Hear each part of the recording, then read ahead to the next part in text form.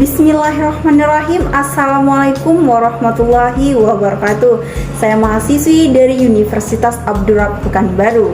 Video ini saya buat untuk menuntaskan ujian tengah semester saya dari mata kuliah Psikologi Pendidikan Dasar dengan dosen pengampu Bapak Rian Nofrianda, MPSI Psikolog. Saya Ratnasari dengan NIM 2173201068 dari Prodi Psikologi. So, langsung saja ke video presentasinya. Selamat menyaksikan. Baiklah, adapun teori yang saya ambil di sini yaitu teori kognitif. Teori kognitif ini terbagi menjadi 3 aspek. Yang pertama, pengertian belajar dari teori kognitif. Yang kedua, tokoh teori kognitif. Dan yang ketiga yaitu penerapan teori kognitif dalam proses pembelajaran. Pengertian belajar dari teori kognitif. Belajar adalah pengorganisasian aspek-aspek kognitif dari perseptual untuk memperoleh pemahaman. Tujuan dan tingkah laku sangat dipengaruhi oleh proses berpikir internal yang terjadi selama proses belajar. Tokoh teori kognitif. Yang pertama yaitu Gestalt. Teori Gestalt menganggap bahwa insik itu adalah inti belajar, sehingga belajar pada dasarnya adalah insightful learning. Insightful learning adalah sebagai ciri utama dalam belajar, yaitu kemampuan dasar merupakan faktor yang sangat berpengaruh terhadap insightful learning. Selanjutnya, kemampuan dasar itu dipengaruhi oleh beberapa aspek, diantaranya ada usia, perbedaan kemampuan, dan keanggotaan individu dalam suatu spesies. Yang kedua ada Piaget. Teori Piaget berpendapat bahwa perkembangan kognitif merupakan suatu proses di mana suatu kemajuan individu melalui suatu rangkaian yang secara kualitatif berbeda dalam berpikir.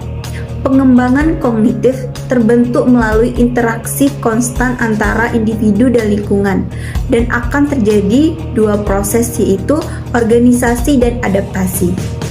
Selanjutnya ada teori Gagne. Teori Gagne didasarkan pada asumsi bahwa belajar merupakan faktor yang sangat penting dalam perkembangan.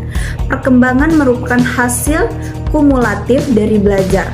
Proses pembelajaran Gagne melalui 8 fase, yaitu motivasi, pemahaman, pemerolehan, penahanan, ingatan kembali, generalisasi, perlakuan, dan umpan balik.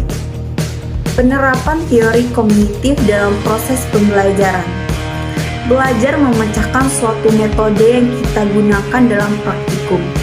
Ketika kita praktikum, diajari bagaimana cara kita menebak suatu ciri spesies.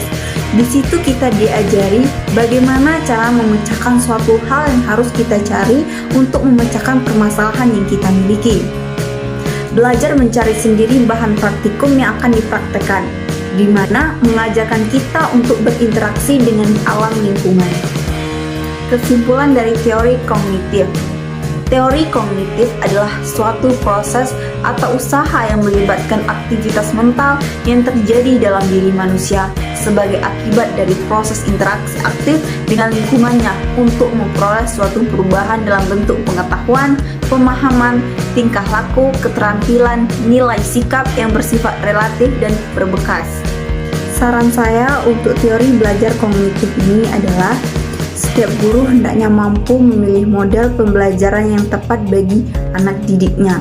Hal-hal yang perlu diperhatikan dalam memilih model pembelajaran adalah keadaan atau kondisi siswa, bahan pelajaran, serta sumber-sumber belajar agar penggunaan model pembelajaran dapat diterapkan secara efektif.